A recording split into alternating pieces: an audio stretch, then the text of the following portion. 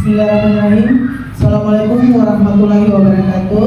Waalaikumsalam warahmatullahi wabarakatuh. Dan selamat pagi. Puji syukur kita panjatkan kehadirat Allah Subhanahu wa Ta'ala karena di kesempatan hari ini kita dikumpulkan kembali di ruangan ini untuk mendengarkan pemaparan dari teman kita, salah satu guru penggerak yang ada di SD Negeri 2 DKI.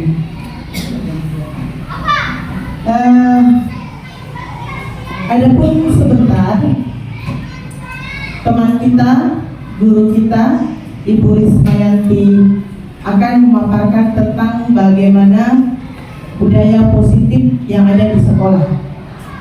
Jadi sekarang kita ini kan sudah memasuki yang namanya kurikulum merdeka.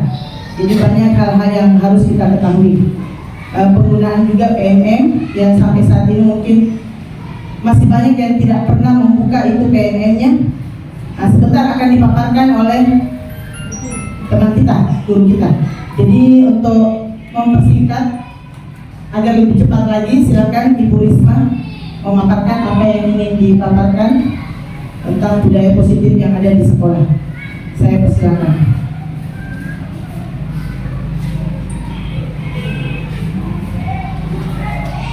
Assalamualaikum warahmatullahi wabarakatuh. Waalaikumsalam warahmatullahi wabarakatuh. Waalaikumsalam.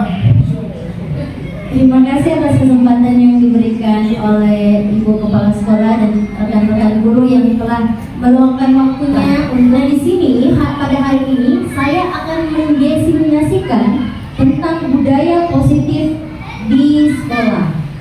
Nah, pertama-tama kita harus mengetahui dulu budaya positif itu adalah nilai atau keyakinan atau suatu kebiasaan yang berpihak pada murid. Nah, sejumlah kegiatan yang di dalamnya itu tujuannya untuk menumbuhkan karakter di dalam murid kita sendiri. Nah, di sini ada beberapa budaya positif yang akan saya jelaskan pada hari ini. Nah, yang pertama adalah perubahan paradigma belajar. Selanjutnya, disiplin positif. Dilanjutkan motivasi perilaku manusia. Selanjutnya, kebutuhan dasar manusia. Dan selanjutnya, posisi kontrol guru ya di sini. Selanjutnya, keyakinan kelas. Dan terakhir adalah segitiga restitusi. Salah. Nah, sekarang saya meminta pendapatnya Bapak Ibu dulu. Silahkan teman-teman bisa baca di depan. Apakah Bapak Ibu ini setuju dengan pernyataan di atas? Pemberian hukuman dapat mendisiplinkan anak, setuju atau tidak? Bagaimana? Kalau saya tergantung hukumannya apa dulu. Tergantung hukumannya apa Kalau dulu. hukumannya berupa fisik, saya tidak setuju. Tapi kalau pemberian hukumannya berupa tersangkut dengan pembelajarannya boleh lah. Tersangkut dengan pembelajarannya boleh, oke. Jadi pemberian hukuman dapat mendisiplinkan anak itu kurang setuju dalam konteks apa dulu ya? Nah, selanjutnya hukuman positif seperti membaca, membersihkan kelas dapat membentuk kedisiplinan anak. Setuju atau tidak? Setuju. Setuju, karena yang tadi dibilang kait ya sama pembelajaran. Oke, kalau begitu kita lihat lagi poin ketiga. Adanya peraturan kelas atau sekolah menjadikan anak lebih disiplin. Peraturan kelas ya? Setuju. Ya, oke. Selanjutnya, pemberian penghargaan atau hadiah dapat meningkatkan motivasi belajar anak. Setuju. Bagaimana? Sangat setuju. Oh, sangat setuju. Dari Pak Guru, bagaimana, setuju atau tidak Pak Guru? Setengah setuju. Setengah setuju. Kira-kira kenapa? Kira-kira kenapa Pak Guru setengah setuju, setengah tidak setuju? Karena hadiahnya saya kelas namanya belum tahu apakah mobil. Oh, hadiahnya agak mewah ya? Iya. Saya takut sebenarnya ini hadiahnya. Nah, sekarang boleh saya minta dari Bapak atau Ibu Guru 2 orang untuk maju ke depan. Ya, Radisna sama Vita. Ya, silahkan Bu Trisna dan Bu Ita. Ibu Kristin nggak mau itu ibu. Oke, di sini silakan menghadap ke teman. Oh iya. Ya. Nah, di sini Bu Trisna adalah A dan Bu Ita adalah B. Nah, di sini Bu Trisna silakan merobek sebuah kertas dan menuliskan sesuatu yang berharga menurut Ibu Trisna. Silakan nih, KB spidolnya. Tuliskan sesuatu yang berharga. Ya, sudah sesuatu yang berharga. Lalu bisa digenggam itu kertasnya, digenggam, diremas. Silakan Ibu Trisna genggam sekuat tenaga, ya, genggam sekuat tenaga. Nah, dan Ibu Ita silahkan terserah mau apa Ibu Trisna. Mau apa Ibu Trisna sampai Ibu Trisna membuka genggaman tangannya. Silakan, silakan berusaha. Boleh dikiti-kiti, boleh diapain, terserah. Semoga baik-baik jadi Bu Trisna. Pertahankan ini. Ayo.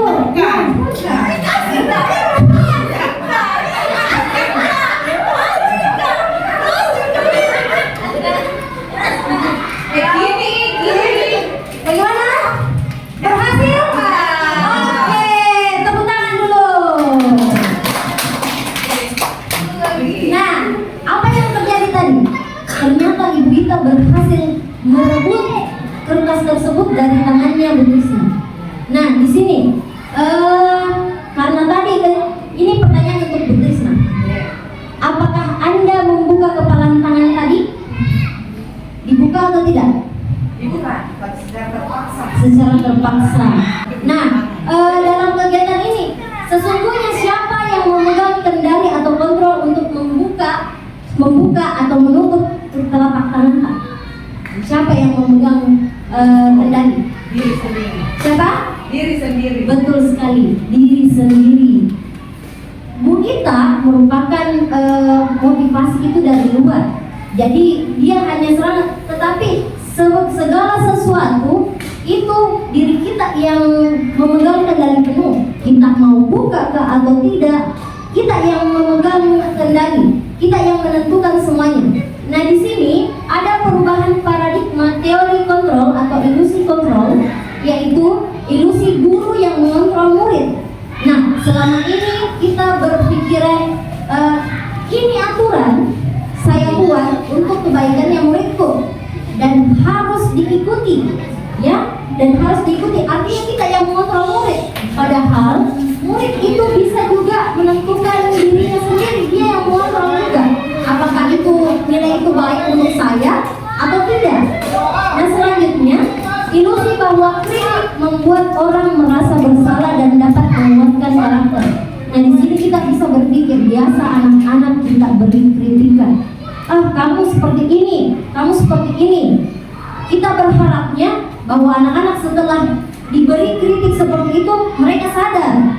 Padahal tidak semua yang seperti itu, ya. Nah, selanjutnya ada juga penguatan positif, efektif dan bermanfaat. Selanjutnya ini orang dewasa memiliki hak untuk memaksa. Jadi anak-anak itu tugasnya ngikut saja. Padahal tidak, ya, tidak seperti itu. Itu yang mau dirubah dari diri kita.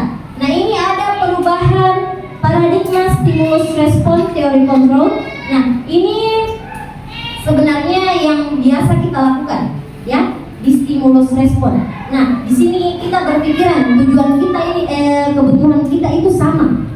Jadi saya maunya muridku supaya yang terbaik. Untuk belajar, makanya harus belajar supaya pintar. Nah, tujuannya itu murid juga harus bertujuan begitu. Pokoknya harus sama, tidak boleh beda. Padahal kebutuhannya orang itu berbeda-beda, tidak mungkin sama.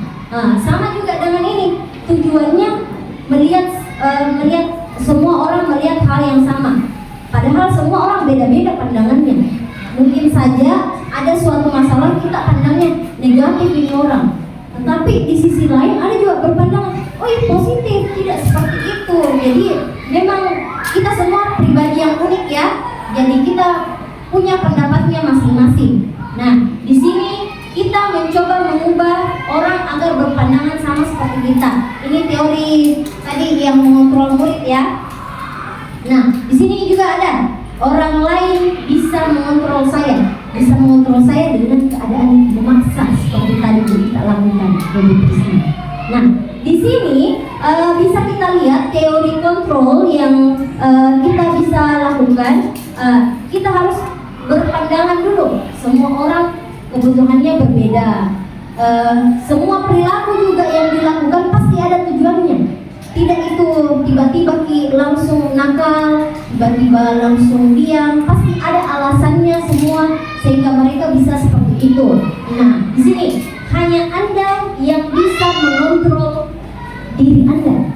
Jadi kita yang memegang keputusan yang besar, ya, diri kita sendiri. Kita tidak bisa mengontrol orang lain karena masing-masing sudah menjadi pemimpin di dalam dirinya, ya. Nah, selanjutnya kita masuk pada disiplin positif. Nah, apakah makna disiplin positif? Disiplin dimaknai sebagai sesuatu yang dilakukan seseorang pada orang lain untuk mendapatkan kepatuhan. Nah, di sini Bapak Pendidikan Ki Hajar Dewantara menyatakan bahwa di mana ada kemerdekaan, disitulah harus ada disiplin yang kuat. Nah, disiplin di sini yang dimaksud adalah disiplin dari diri kita masing-masing. Nah, yaitu dengan motivasi internal, artinya kesadaran dari diri kita sendiri, bukan kesadaran bukan karena paksaan dari luar. Misalnya kalau di dalam sekolah ada paksaan dari kepala sekolah, maaf ya Bu, ini cuma contoh. Siapa tahu ada paksaan dari kepala sekolah. Misalnya kita disuruh datang jam 6 subuh, misalnya ya. Berarti itu ada motivasi eksternal dari luar, bukan kesadaran kita sendiri. Saya mau datang pagi karena saya mau mempersiapkan pembelajaran saya di kelas, misalnya. Itu berarti motivasi dari dalam diri. Tetapi kalau ada arahan dari kepala sekolah, harus seperti ini, harus seperti ini. Nah, itu berarti motivasi eksternal dari luar, ya. Nah, akan tetapi dalam budaya kita makna kata disiplin ini berubah menjadi sesuatu yang dilakukan pada orang lain untuk mendapatkan kepatuhan, dan kita lebih menghubungkan disiplin ini dengan ketidaknyamanan. Kenapa ketidaknyamanan? Karena kita seolah-olah dipaksa, betul, dipaksa Bu ya. Boleh bergeser sedikit ke sini supaya nggak kosong. Ya, boleh Bu Haji, Pak Ibu. Masih di sini.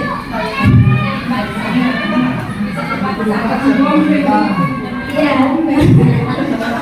Jangan ada bombe-bombe di antara kita. Saya pencet. Kuning. Jadi menimbulkan ketidaknyamanan ya, sehingga bukan dari kita sadar bahwa apa yang kita hargai untuk mencapai suatu tujuan yang mulia. Nah, ada beberapa nilai kebajikan universal, yaitu nilai-nilai kebajikan yang kita sepakati bersama. Nilai ini merupakan payung besar dari sikap perilaku kita atau nilai-nilai kita yang merupakan fondasi kita dalam berperilaku. Nah, di sini ada beberapa nilai-nilai kebajikan menurut IPO Primary Years Program. Nilai kebajikannya adalah toleransi, rasa hormat, integritas, mandiri, menghargai, antusias, empati, keingintahuan, kreativitas, kerjasama, percaya diri, dan komitmen. Dan sedangkan menurut The Seven Essential Virtues atau Building Moral Intelligence, menurut mereka nilai-nilai kebajikan universal yaitu empati, suara hati, kontrol diri, rasa hormat, kebaikan, toleransi, dan keadilan. Nah, sebelum kita melangkah ke materi selanjutnya, sebenarnya dalam nilai-nilai yang disebut, nilai kebajikan yang disebutkan oleh dua ini yang di atas, sebenarnya sudah mencakup pada profil pelajar Pancasila. Nah, sekarang adakah yang bisa bantu saya menyebutkan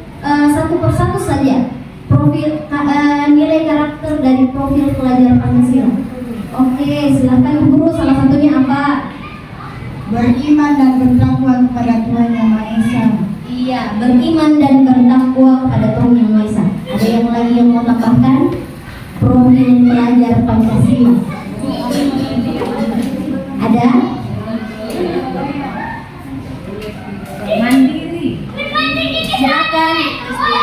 Mandiri. Oh, mandiri. Ada lagi? Ada lagi oh tadi Ibu Sudarti. Iya, gotong royong. Ada lagi? Berkebinekaan global. Betul sekali. Ada satu lagi. Kalau kita bernalar kritis. Nah ini yang saya tunggu-tunggu tadi, bernalar kritis. Sebenarnya semua yang di atas sudah mencakup tersebut di dalam profil pelajar Pancasila. Jadi kita tidak usah terlalu banyak sekali karena sudah mencakup di dalamnya itu profil pelajar Pancasila. Nah, selanjutnya adalah teori motivasi hukuman dan penghargaan serta restitusi. Nah, materi ini Bapak Ibu ada di PMM atau platform Merdeka Mengajar dan silahkan cari, ada di situ tentang materi budaya positif. Nah, yang saya bahas ini sebagian besar memang ada di situ. Jadi memudahkan Ibu nanti untuk mengisi PMM-nya. Nah, sekarang sebagai seorang guru, saat Anda hadir mengajar di kelas tepat waktu, motivasi apa yang mendasari tindakan Anda? Ada? Apa yang mendasari Bapak Ibu mau datang tepat waktu? Kira-kira untuk apa? Bisa saja untuk sendiri, keikhlasan. Siapa tahu mau mendapatkan penghargaan atau menghindari hukuman kah, atau bagaimana, atau memang kemauan dari diri sendiri. Oke, Pak Guru tadi yang bersuara saya dengar. Silakan Pak Guru, apa motivasinya? Motivasinya apa? Motivasinya Pak Guru datang tepat waktu di sekolah. Karena kita ini kan seorang guru, jadi harus untuk kewajiban tadi ingat kewajiban. Karena kita ini seorang guru harus kewajibannya datang dari tepat waktu untuk mengajar. Kecuali ada hal-hal yang tidak bisa kita lakukan atau datang lebih cepat, kita saling informasi secara dengan teman di antara guru bahwa kita tolong disiapkan ini, kalau kita tolong supaya diisi dulu. Terima kasih banyak. Oke, terima kasih Pak Guru, betul sekali ya. Jadi dari yang saya simpulkan, Pak Guru tadi menjelaskan bahwa itu adalah kewajiban kita. Artinya Pak Guru ini sudah ada motivasi internalnya, kesadaran dari dalam dirinya. Ya, karena dia mengetahui ini kewajiban saya sebagai guru, makanya saya harus hadir tepat waktu. Dan pentingnya untuk komunikasi bersama rekan guru dan atasannya. Oke, di sini ada 3 macam motivasi perilaku manusia. Yang pertama, ini menghindari ketidaknyamanan atau hukuman, ya, atau bisa saja teguran, ya, dalam hal ini. Nah, bisa saja motivasi selanjutnya adalah untuk mendapatkan imbalan atau penghargaan atau pujian dalam hal ini, ya. Nah, selanjutnya motivasi selanjutnya adalah untuk menjadi orang yang mereka inginkan dan menghargai diri sendiri dengan nilai yang mereka percaya. Sama tadi Pak Guru, Pak Guru percaya bahwa itu adalah kewajibannya, maka itu yang beliau lakukan. Ya, jadi tadi sudah berkesimpulan motivasi apa yang dari dalam dirinya? Motivasi untuk supaya tidak ditegur kah, atau tidak dihukum, atau supaya dipuji kah sama bu kepala sekolah, atau memang kesadaran dari dalam sadar diri sendiri. Ya, baik. Nah, di sini untuk menghindari ketidaknyamanan atau hukuman, apa yang terjadi apabila saya tidak melakukannya? Pasti itu adalah motivasi eksternal, karena kita dipengaruhi oleh sebuah peraturan sehingga kita menghindari hukumannya. Selanjutnya, apa yang saya dapatkan apabila saya melakukannya? Masih juga motivasi eksternal, karena kita mengharapkan penghargaan dari luar penghargaannya. Nah, yang ketiga, saya akan menjadi orang yang seperti apa bila saya melakukannya. Ini kita tidak mengharapkan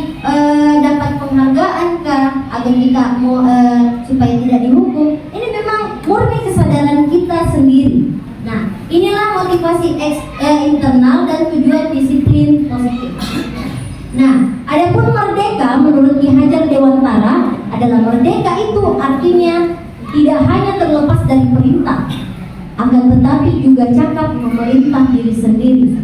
Ya, sama tadi teori kontrol, kita yang pegang kendali. Jadi kita juga yang memerintah diri kita sendiri. Nah, di sini ada dihukum oleh penghargaan, bahwa penghargaan berlaku sama dengan hukuman. Jadi bisa dikategorikan hukuman dan penghargaan itu sama. Di sini dalam arti meminta atau membujuk seseorang untuk melakukan sesuatu untuk memenuhi suatu tujuan tertentu dari orang yang meminta atau membujuk. Dorongan eksternal akan ada faktor ketergantungan. Nah, jadi kalau ada hukuman, ada penghargaan, itu sebenarnya kita kayak ketergantungan. Kalau tidak ada di peraturan dari sekolah, ya kita seenaknya saja. Kalau tidak ada peraturan, kalau tidak ada penghargaan, jangan lupa yang dilakukan. Karena tidak ada tidak dapat dari penghargaan, tidak dapat dari puji ceki. Itu namanya kita bergantung sama itu. Ada faktor ketergantungannya. Selanjutnya di sini kita akan membahas tentang penghargaan. Ada dikatakan penghargaan tidak efektif. Nah, di sini jika kita memberikan, kenapa dibilang tidak efektif? Kita memberikan penghargaan misalnya ke anak karena melakukan sesuatu. Jika kita maka kita harus terus kasih penghargaan ke itu anak. Kalau kita tidak teruskan, maka anak itu akan biasanya ngambek. Kok kenapa tidak ada nih lagi dikasih ke hadiah? Padahal sudah Kak jawab misalnya, atau sudah Kak dapat 100. Mau terus, jadi tidak efektif kalau kita kasih terus hadiah. Nah, selanjutnya adalah penghargaan merusak hubungan. Nah, ternyata penghargaan bisa merusak hubungan kita ya. Semoga hubungan di antara kita semua baik-baik saja. Amin. Ya.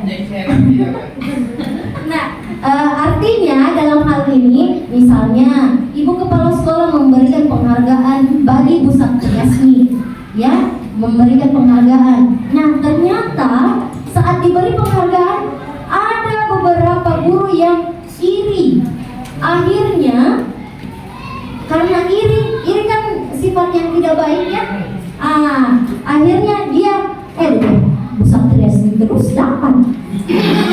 Misalnya ya, jadi timbul kecemburuan atau keirian. Misalnya jangan dibawa serius. Jangan dibawa serius ya. Jangan dibawa serius. Saya cuma mencontohkan saja. Ini tidak nyata ya. Cuma saya ambil. Kebetulan yang saya lihat pertama kali Bu Satriasmi. Jadi langsung kayak Bu Satriasmi yang terlintas. Adalah pengaruh jangka pendek dan jangka panjang. Ini tadi jika kita tidak menggunakan penghargaan lagi, maka orang tersebut akan bergantung. Kalau kita berhenti, berarti hilang tuh motivasinya, tidak mau kita lanjut. Kurang setuju. Ya, dalam konteks apa ya kurang setujunya ya? Karena ini ada yang suka begitu. Ya betul. Kan tidak bisa tidak mesti juga dalam bentuk hadiah. Ya, boleh dalam bentuk verbal apapun boleh. Tidak ada nih hadiah, tidak mau belajar. Ya. Makanya penghargaan jangan monoton pada hadiah. Betul sekali. Macam-macam ya penghargaan itu ya. Saya kurang setuju. Nah, selanjutnya adalah penghargaan mengurangi ketepatan. Hasilnya anak-anak yang mendapat permen misalnya, jawabannya banyak yang tidak tepat dibanding anak yang hanya diberitahu jawaban yang benar. Jadi kalau misalnya mengurangi ketepatan karena itu terus yang lain dia jangan milih karena jangan mencari jawaban yang benar karena ada itu pasti yang ranking 1 misalnya, ranking 1 yang dapat di semua gula-gula tidak akan kali lagi. Nah, selanjutnya adalah penghargaan menurunkan kualitas. Di sini berdampak hasil kerjanya menurun. Kenapa menurunkan kualitas? Menurut saya penghargaan itu karena kita sudah terbuai akan penghargaan. Pas pasti saya yang dapat lagi penghargaan tahun ini misalnya. Pasti saya yang ranking 1 lagi tahun ini. Biasanya karena sudah merasa tidak ada saingan atau apapun itu, jadi menurun dikit. Belajar pun ogah-ogahan nih. Tahu nanti itu. Biar tidak belajar ke ranking 1 juga. Biasanya seperti itu. Nah, ini tadi sudah penghargaan yang menghukum. Penghargaan yang menghukum mereka yang tidak dapat penghargaan, misalnya dalam sistem ranking, mereka yang mendapatkan ranking 2 akan merasa paling dihukum. Kayak merasa apa ya? Sedikit lagi sebenarnya saya itu yang ranking 1, tetapi karena memang belum ya ada sedikit ya salah ketik ya Pak Guru. Nah, sekarang saya mau minta pendapatnya. Kita bahas tentang perbedaan hukuman dan konsekuensi. Sebelumnya saya jelaskan dulu kalau hukuman itu bersifat satu arah. Artinya guruji yang buat peraturan tanpa ada kesepakatan terlebih dahulu.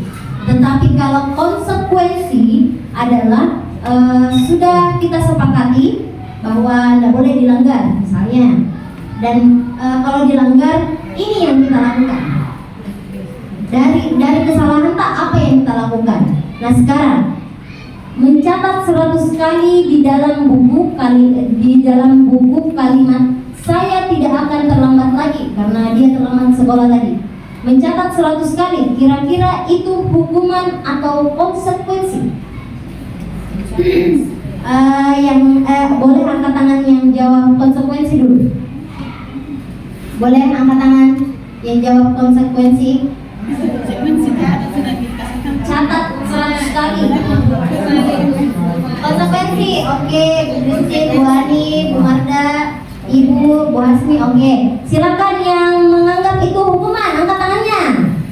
Ikut dulu lah, oh. Yang mengatakan bahwa ini adalah hukuman, silakan angkat tangannya. Atau ada yang lagi galau jawabannya antara hukuman dan konsekuensi. Biasanya galau merana itu seharusnya saya yang galau. Kita cek jawabannya bersama ya. Dia adalah hukuman.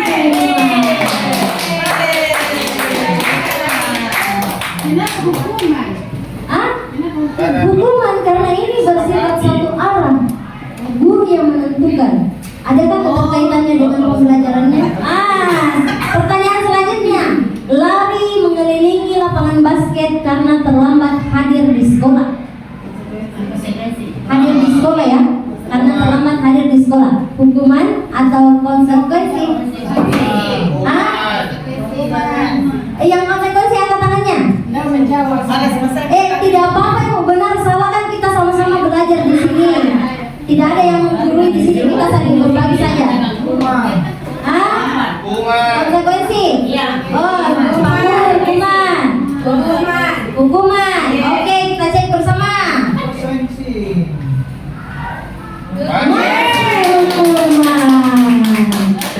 Karena kan ini dia terlambat hadir ke sekolah.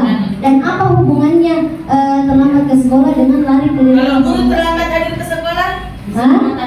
Kalau guru terlambat hadir ke sekolah? Ya tergantung kesepakatan sekolah kita bersama. Makanya harus disepakati dulu Bu. Oke, sekarang murid diminta push up 15 kali karena tidak pakai masker.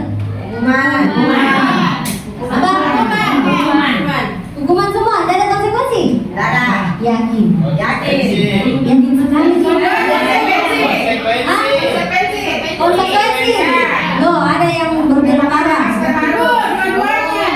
Dua-duanya, salah satu mungkin. Sama kayak pendamping, satu saya dipilih. Beda ayam batasi. Kita lihat ya.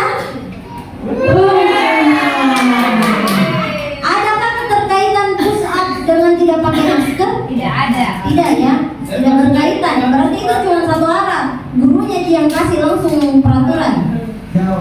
Oke, selanjutnya menggantikan kertas tugas teman yang telah dicoret-coret. Yakin? Yakin. Baca juga di baik-baik. Tidak, hukuman. Hukuman. Hukuman. Hukuman. Konsekuensi. Ya, coba ya.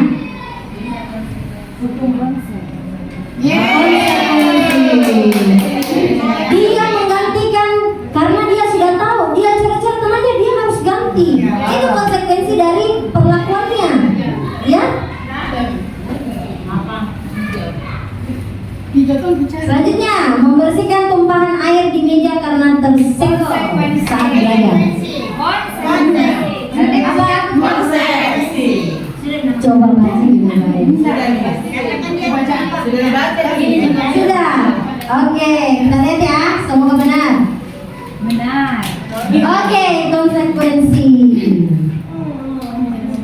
Selanjutnya, murid disuruh untuk tidak mengenakan sepatu seharian di sekolah karena tidak mengenakan sepatu hitam.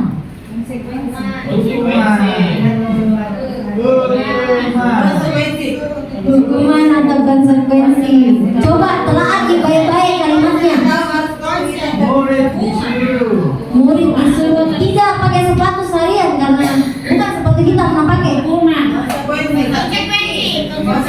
Konsekuensi.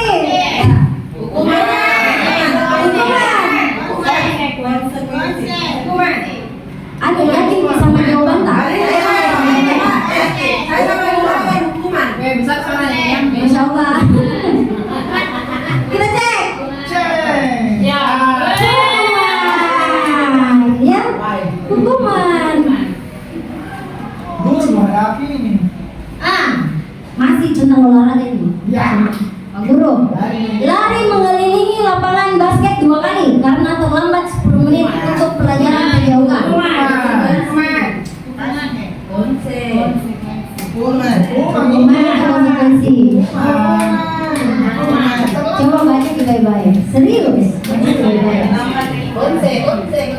Kalau sudah bisa paham sama murid ya konsekuensi. Survei. Ya, kita kayak kami serang sih. Ternyata jawabannya adalah konsekuensi. Coba perhatikan Ki, dia terlambat 10 menit untuk pelajaran PJOK. Masih berkaitan sama pembelajarannya. Ya.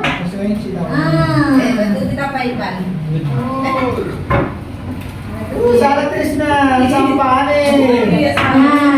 Tidak ada yang salah, tidak ada yang benar. Kita di sini cari belajar sama-sama. Ya. Jadi bisa kita tarik kesimpulan, biasanya hukuman itu tidak terencana atau tiba-tiba. Kamu lari keliling lapangan 100 kali. Ya. Bersihkan mesin. Nah, selanjutnya adalah konsekuensi. Ini terencana dan telah disepakati. Makanya pentingnya kita lakukan buat untuk kesepakatan kelas di awal tahun pembelajaran supaya anak-anak tahu dari perlakuannya itu apa konsekuensi yang mereka lakukan.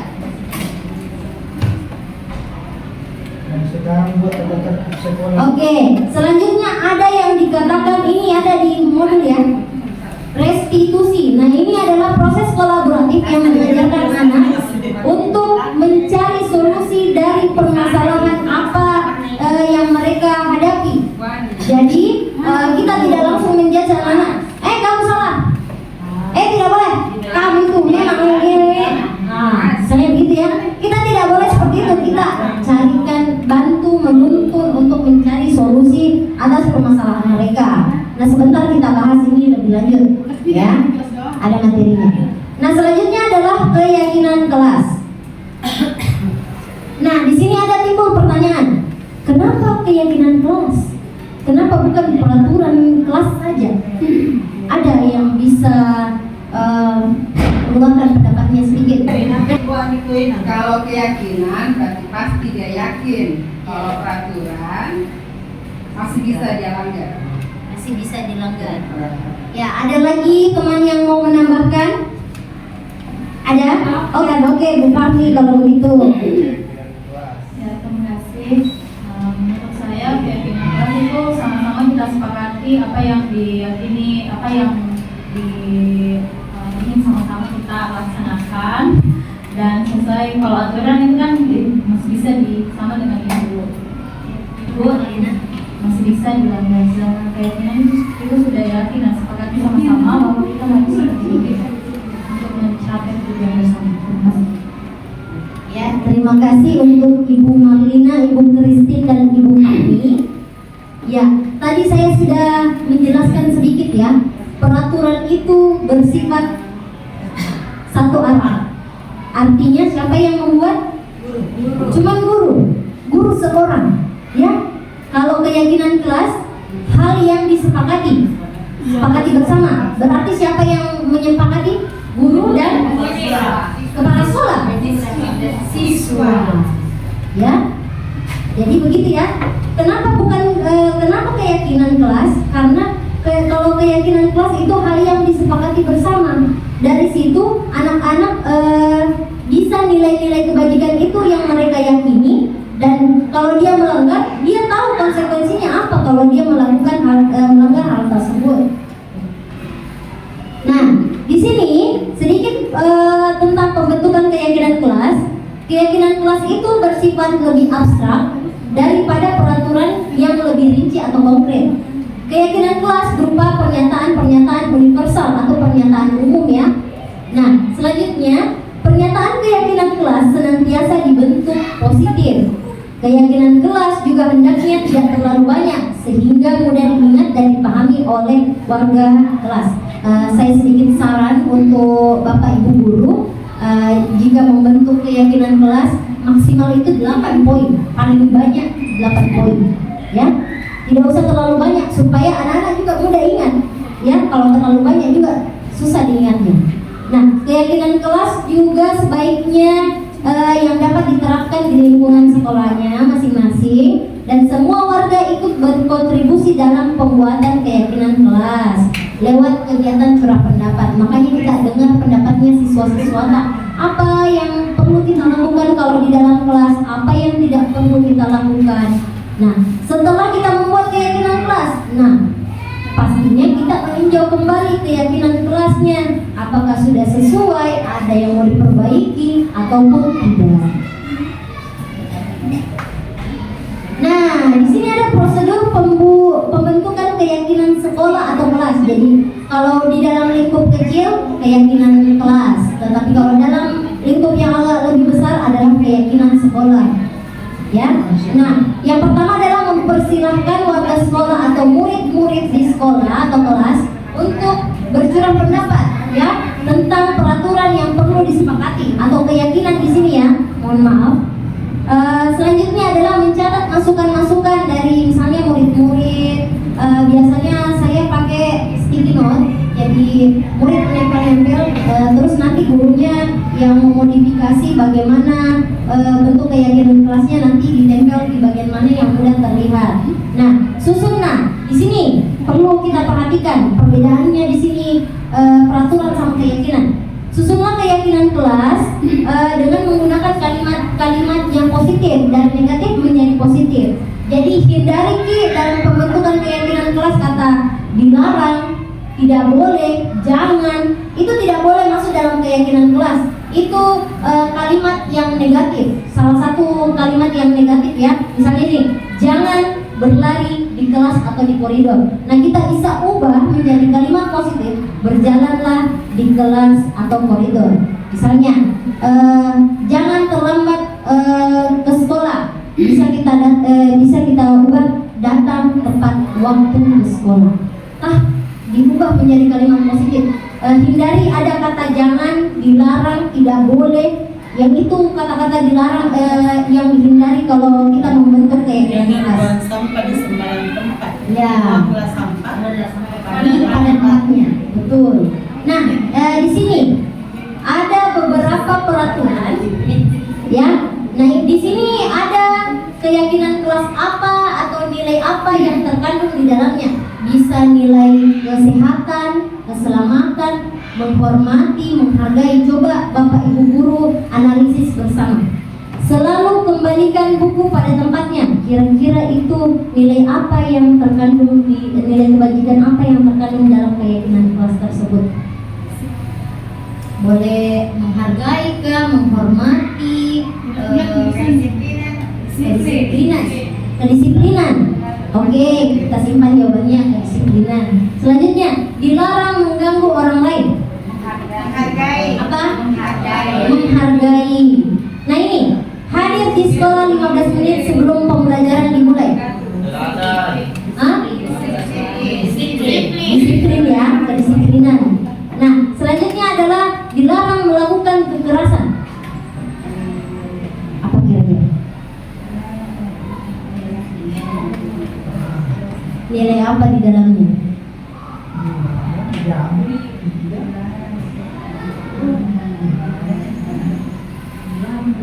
Dilarang melakukan kekerasan. Nilai apa? Tanggung jawab kah, menghormati, menghargai? Hah? Nilai apa? Nilai kemanusiaan, kata Bu Magda. Oke, kita lanjut. Dilarang menggunakan narkoba. Nilai kesehatan ya. Oke, bergantian atau menunggu giliran. Kedisiplinan. Oke, gunakan masker. Kesehatan. Oke, boleh. Jangan berlari di kelas atau koridor. Keselamatan. Oke, kita cek jawabannya sama-sama. Ternyata mengembalikan buku ke tempatnya itu nilai tanggung jawab di dalamnya ya. Selanjutnya dilarang mengganggu orang. Itu artinya kita sama dengan menghormati orang lain kalau kita tidak ganggu orang lain. Hadir tepat, di sekolah 15 menit sebelum pembelajaran. Menghormati, berkomitmen, ya, komitmen. Dilarang melakukan kekerasan, menghormati orang lain dan keselamatan juga. Nah ini tadi sudah benar. Dilarang menggunakan narkoba, kesehatan ya. Selanjutnya bergantian menunggu giliran, menghormati orang lain, bersabar. Gunakan masker, betul, kesehatan, keselamatan juga supaya terhindar dari penyakit. Ya, jangan berlari, keselamatan dan keamanan. Sekali ya. Nah, di sini ada beberapa contoh keyakinan kelas kebetulan dari kelas saya, yaitu selalu bersikap positif, senantiasa menjadi diri terbaik, percaya dan menghormati orang lain serta barang miliknya. Jadi bukan cuma orangnya, barangnya juga. Artinya kalau kita meminjam ya dikembalikan.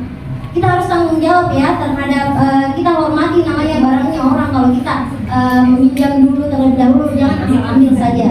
Nah, selanjutnya adalah berkomitmen pada setiap tugas. Berkomitmen artinya dia juga bertanggung jawab atas tugasnya, dia mengerjakan tepat waktu dan dengan sungguh-sungguh. Dan terakhir, senantiasa membantu. Nah, di sini ada sedikit saya mau bagikan. Di sini waktu proses pembentukan keyakinan di kelas 6C yang telah saya lakukan waktu awal pembelajaran. Selanjutnya adalah kebutuhan dasar manusia dan dunia yang berkualitas. Nah, kebutuhan dasar adalah seluruh tindakan manusia yang memiliki tujuan tertentu.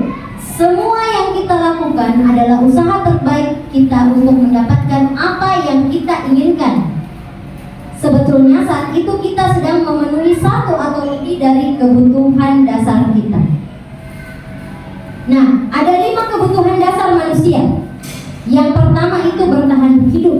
Biasanya ini ada masalah anak-anak yang suka ganggu temannya atau pas istirahat minta terus bekalnya temannya atau ngerebut. Nah itu dia sebenarnya cuma kebutuhan bertahan hidupnya yang mereka berusaha penuhi. Artinya dia lapar karena tidak ada bekal disiapkan orang tuanya, makanya dia cari cara untuk supaya dia bertahan dengan kelaparannya itu dengan minta sama bekalnya sama temannya. Selanjutnya adalah kebutuhan dasar. Nah ini saya juga butuh.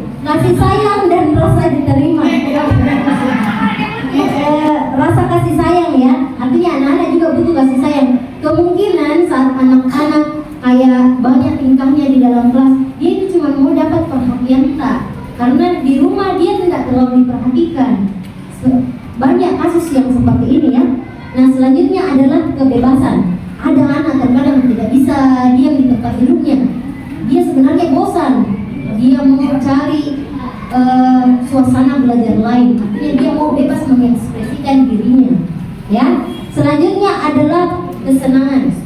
Ada anak-anak yang ganggu temannya karena lucu kali ya. Ada suka kok kalau menangis Ki. Biasanya ada anak seperti itu. Oh, ternyata ada di sini ya contohnya. Iya. Suka menangis, suka menangis. Selanjutnya adalah kebutuhan dasar tentang penguasaan. Nah di sini biasanya anak mau diakui bahwa dia pintar dalam hal ini. Dia cuma butuh pengakuan bahwa dia, oh kamu bisa betul. Selanjutnya adalah 5 posisi kontrol. Nah ini bisa diterapkan untuk guru, orang tua maupun atasan. Ya, dalam melakukan posisi kontrol ada 5. Yang pertama itu penghukum, kedua pembuat rasa bersalah, ketiga teman, keempat pemantau, kelima manajer.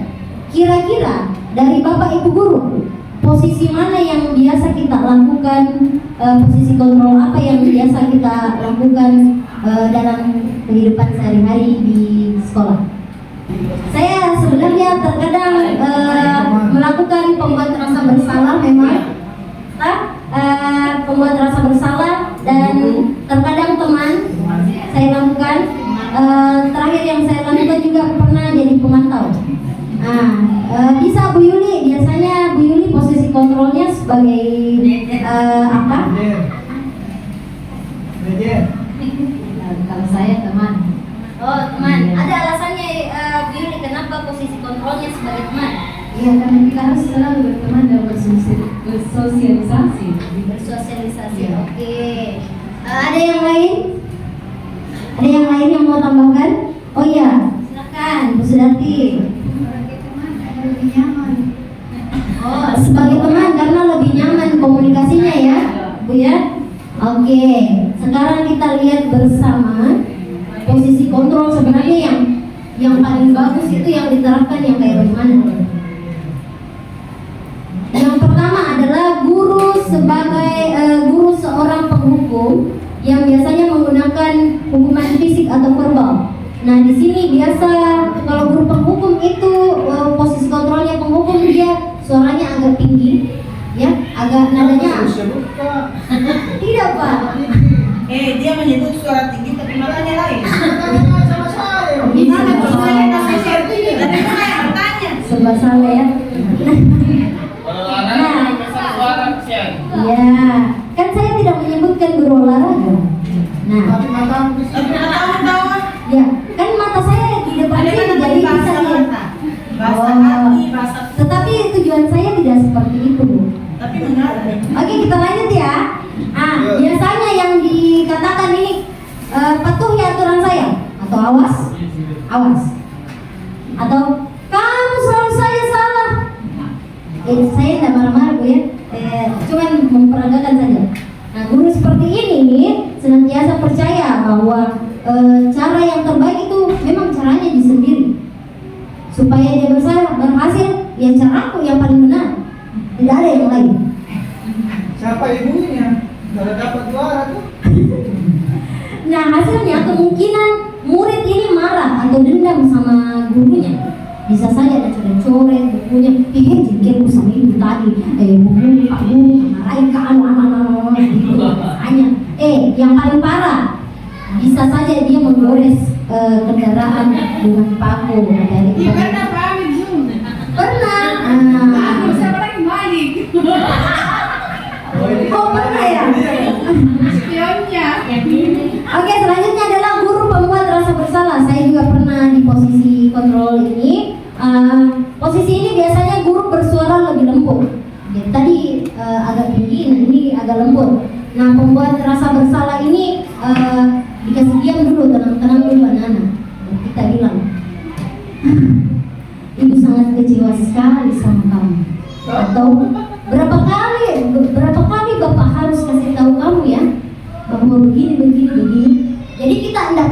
tinggi kalau kita membuat rasa bersalah. Jadi di posisi ini anak-anak merasa dirinya ini salah, tidak berharga, kekecewakan ibu guruku, pak guruku.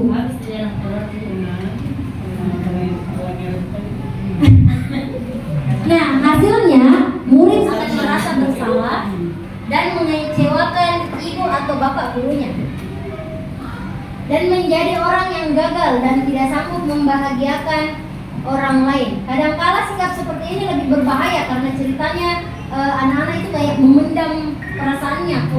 Rasa bersalahnya itu kalau dipendam itu lebih bahaya dibanding kalau dikeluarkan, dicoret-coret atau dibaret ke mobilnya Pak Guru. Contoh jadi Ibarat hasrat terpendam dan tersalurkan. ya keluar jadi jerawat. Pasti saya disangkut pautkan toh. Oke, selanjutnya tadi Bu Yuri sama Ibu Sudarti tadi, guru sebagai teman. Saya juga pernah di posisi ini. Tidak menyakiti murid, namun berusaha untuk mengontrol murid secara persuasi atau ajakan ya, lebih mengajak. Nah, di sini terjalin memang hubungan antara guru dan murid, tetapi yang dikhawatirkan saat murid sudah tidak tahu batasan antara sama gurunya, dia menganggap kayak teman nih, jadi tidak ada nih cara perbedaan antara dia bicara sama guru dengan bicara sama temannya.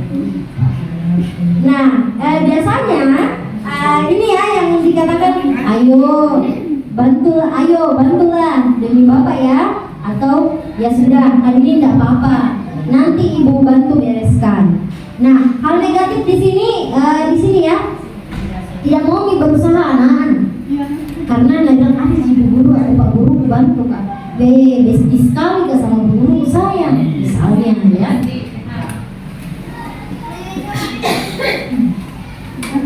Nah ini tadi ya, hasilnya hanya mengandalkan gurunya saja.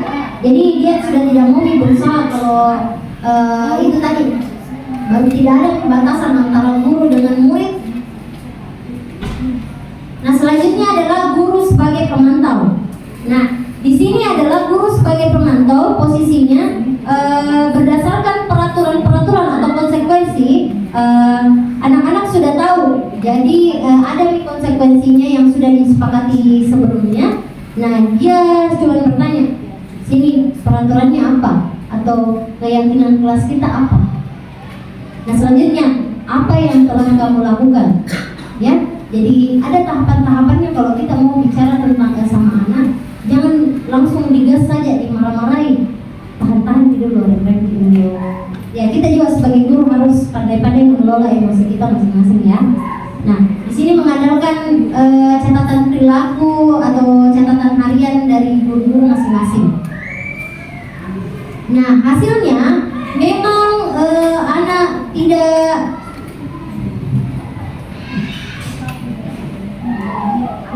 di sini memang anak-anak tidak kalau memantau kita hanya melihat apakah dia melanggar atau tidak, tetapi anak-anak tidak menyadari kesalahannya, apa solusi dari permasalahannya. Nah, ini yang terakhir, guru sebagai manajer. Nah, di sini sangat bagus ya, dengan kita mempersilahkan murid mempertanggungjawabkan perilakunya, mendukung murid, agak mendukung dan menuntun murid untuk menemukan solusi atas permasalahannya sendiri. Nah, di sini kita menganalisis kebutuhan dirinya. Dia mau memenuhi kebutuhan dirinya yang mana? Kesenangan kah, bertahan hidup kah, rasa diterima atau apa yang telah tadi saya sebutkan, dan memperbaiki kesalahannya. Nah, kata-kata yang biasa dikatakan, apa yang kita yakini, jika kamu memperbaiki hal ini, hal ini menunjukkan apa tentang dirimu. Nah, di sini kita hanya membimbing dan menuntun anak-anak dalam berperilaku ya. Jadi anak-anak menyadari kesalahan saya begini. Jadi kalau saya mau perbaiki kesalahan saya, ya saya harus melakukan seperti ini. Kita hanya membimbing saja atau mengarahkan sampai dia menemukan cara seperti ini yang bisa saya lakukan. Nah, di sini kalau guru sebagai manajer, dia menyadari kesalahan apa yang telah dia lakukan. Ya, dia juga menemukan solusi atas permasalahannya sendiri dan menjadi pribadi yang lebih baik ke depannya. Nah, di sini kira-kira posisi kontrol, saya kecewa sekali dengan kamu. Posisi kontrol apa sih? Teman, pemantau, rasa bersalah, penghukum. Rasa bersalah. Hah? Rasa bersalah. Rasa bersalah. Oke, kita simpan. Kamu tidak pernah benar-benar melakukannya. Posisi kontrol sebagai apa ini? Kamu tidak pernah benar-benar melakukannya. Hukuman. Oke. Nih, ayolah lakukan demi ibu atau bapak. Sebagai apa? Teman. Apakah kamu mau mendapat stiker bintang hari ini? Apa kira-kira? Manajer.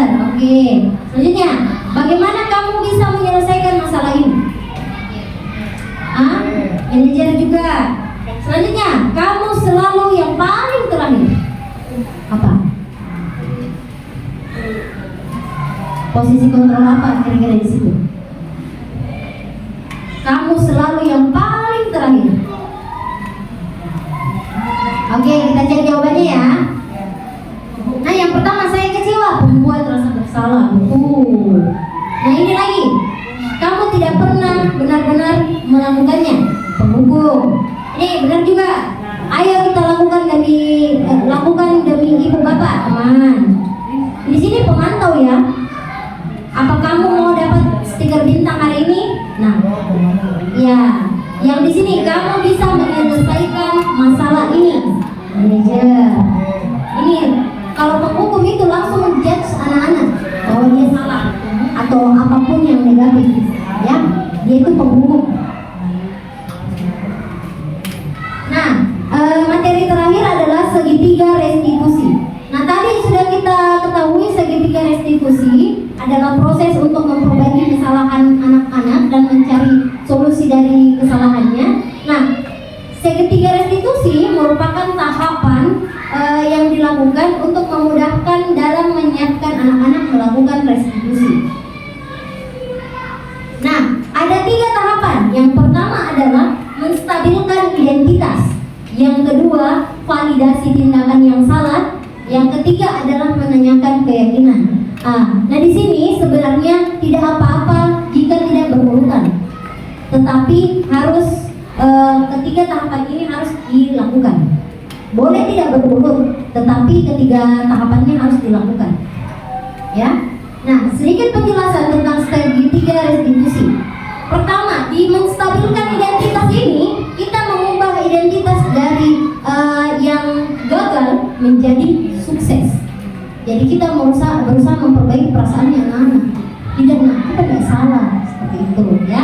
Nah, selanjutnya adalah validasi tindakan yang salah. Di sini kita mau cari tahu kebutuhan dasar apa yang mau dipenuhi oleh anak-anak, ya. Nah, selanjutnya adalah ketiga menanyakan keyakinan. Nah, ini nilai-nilai keyakinan yang dipercayai, yang kayak kesepakatan kelas yang telah kita buat. Nah, selanjutnya adalah bagaimana tahapan segitiga restitusi. Nah, pertama, di sini kata-katanya yang biasa kita lakukan. Berbuat salah itu tidak apa-apa. Tidak ada manusia yang sempurna. Di sini kita berusaha menguatkan karakternya anak-anak, ya.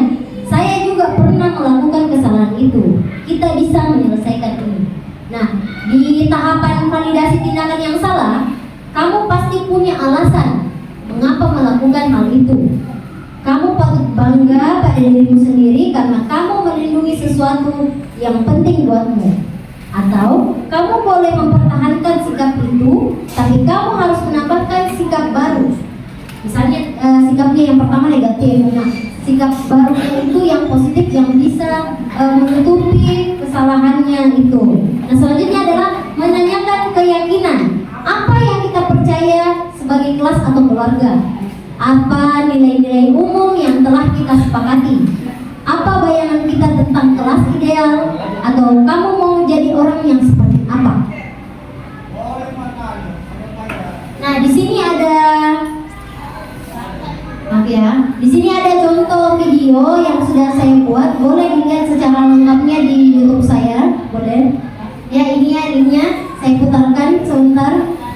Mungkin suaranya tidak terlalu kedengaran.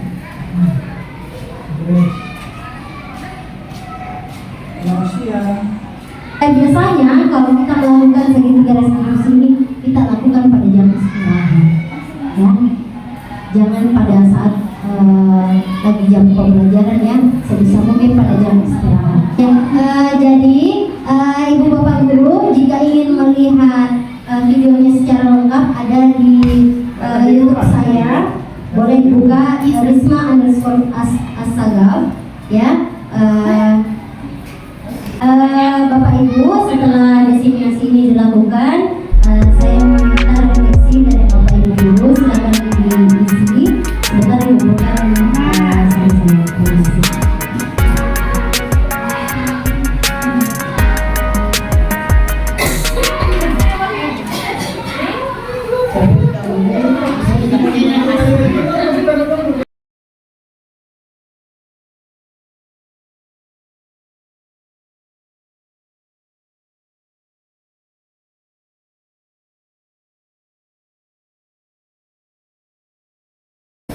Demikian yang dapat saya sampaikan hari ini, semoga bermanfaat untuk Bapak Ibu guru.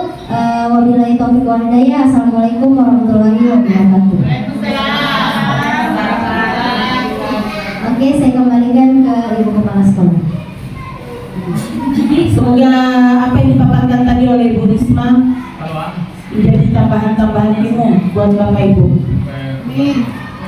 Ya, sekian dan terima kasih. Assalamualaikum warahmatullahi wabarakatuh. Oke, assalamualaikum warahmatullahi wabarakatuh.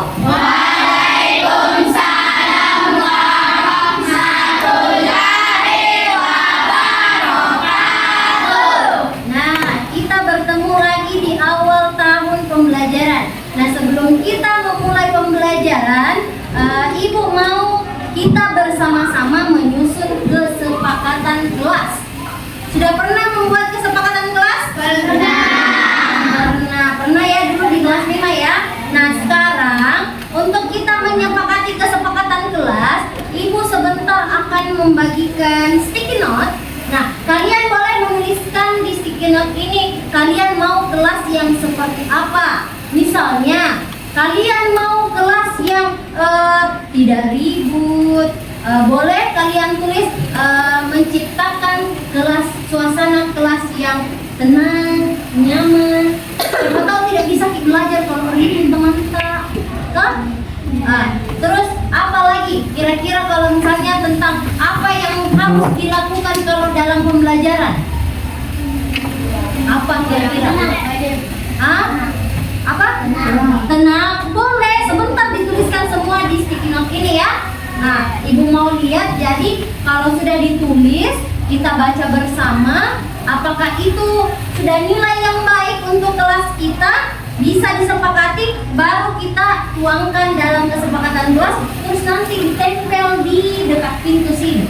Oke? Bisa? Bisa. Oke. Karena sudah pernah nih kesepakatan kelas, jadi Ibu tidak terlalu banyak jelaskan ya. Tunggu ya, Ibu bagikan.